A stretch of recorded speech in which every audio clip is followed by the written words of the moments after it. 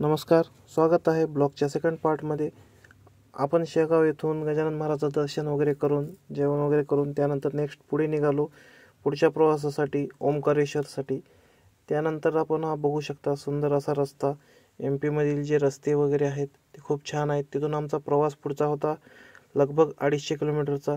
त्या प्रवासाचा आनंद घेत मस्त सुंदर असा व्हिडिओ काढला. त्यानंतर सकाळी सकाळी जो आहे हा घाट सेक्शन, इथे थोडासा रस्ता जो लागला आपल्याला खराब लागला. त्यानंतर पुढे आपण हे MP मधील सुप्रसिद्ध जिलेबी आहे. इथं जिलेबी काही नाही खाल्ली नाही आपण, एक घेतलं दूध पॉकेट, कारण आपल्यासोबत गॅस वगैरे सर्व होता, कारण आपल्याला आवडतो चहा. त्यानंतर आपण चहा वगैरे मस्तपैकी बनवला. चहा सकाळी सकाळी चहा घेतल्यानंतर मन कसं फ्रेश होतं. चहा आणि त्यासोबत आपण आणले होते पतंजली बिस्किट. ते सर्व आपण चहा वगैरे पिऊन घेतला. त्यानंतर एक सुंदर असा व्हिडिओ काढला. इथं खूप सारी लगभग दोन्ही बाजूनं रस्त्याच्या जी आहे ती गव्हाची शेती आहे. सकाळचा नजारा खूप छान होता. एक मस्तपैकी एक व्हिडिओ काढला. त्यानंतर आपण निघालो पुढील ओंकारेश्वर या तीर्थनगरीमध्ये आपण पोहोचलो. तिथे गेल्यानंतर जो या घाटावर जो संगम बांधलेला त्याचा एक सुंदर असा व्हिडिओ केला. खूप साऱ्या बोटी होत्या, त्या बोटीमधून सर्व. त्यानंतर आपण गेलो मंदिराकडे. आपल्याला जायचं ते दर्शन करण्यासाठी. दर्शन वगैरे केलं. त्यानंतर आपण परतीचा प्रवास चालू केला. ते खूप सुंदर असा पूल होता, मन राहवलं नाही म्हणून एक मस्तपैकी व्हिडिओ बनवला. वेळेच्या अभावी आपल्याला तिथे सर्व दर्शन वगैरे करून निघावं लागलं. त्यानंतर आपला पुढचा प्रवास होता महाकालेश्वर उज्जैन. प्रवासामध्ये खूप सारे गाणे वगैरे ऐकत महाकालचे आपण पोहोचलो.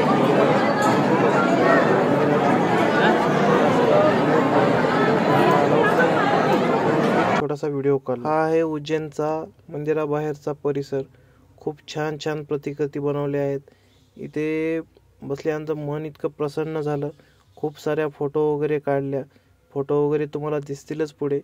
इथला परिसर अगदी स्वच्छ आणि एकदम सुंदर होता.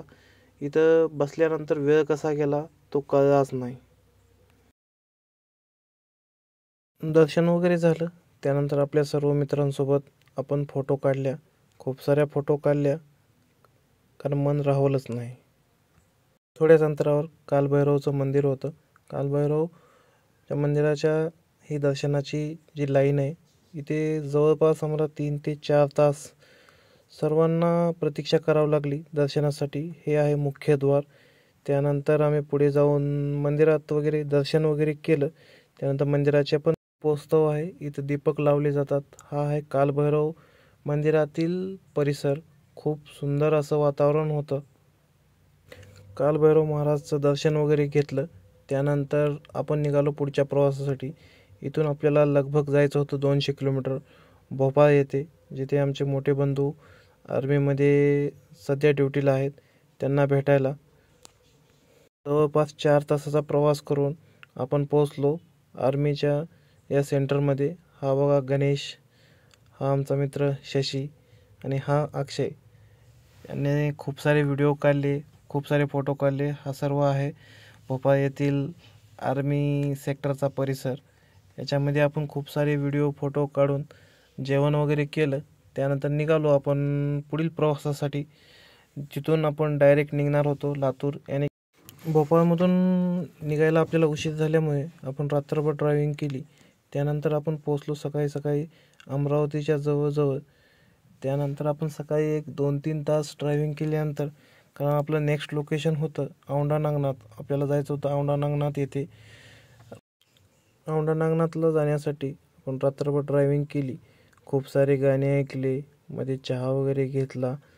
त्यानंतर सोबतीला आपले जे मित्र आहेत ते आपले खूप जिगरी आहेत, त्यामुळे रात्रभर ड्रायव्हिंग करायला कसलाच त्रास वाटला नाही. कारण बोलण्यासाठी किंवा रात्रभर ड्रायव्हिंग करताना सोबती माणूस चांगला असला ना तर रात्र खूप छान जाते. त्यानंतर आपण औंढा नागनाथमध्ये गेलो. मस्तपैकी फोटो वगैरे काढले, मंदिरात जाऊन दर्शन वगैरे घेतलं. त्यानंतर तिथून निघालो. आपला पुढचा प्रवास होता परळी वैजनाथसाठी. परळी वैजनाथची पार्किंगमध्ये गाडी वगैरे लावली. मंदिरात गेलो. मस्त दर्शन एक खूप कमी वेळात, म्हणजे एक 10 मिनिटामध्ये दर्शन वगैरे करून आलो. त्यानंतर फोटो वगैरे काढला. प्रसाद वगैरे घेऊन आपण निघालो परतीच्या दिशेने, म्हणजे आपल्या घराकडे. इथून आपलं घर होतं 70 किलोमीटर. खूप सुंदर अशा आठवणी घेऊन निघालो. कसा वाटला ब्लॉग कमेंट करून नक्की सांगा.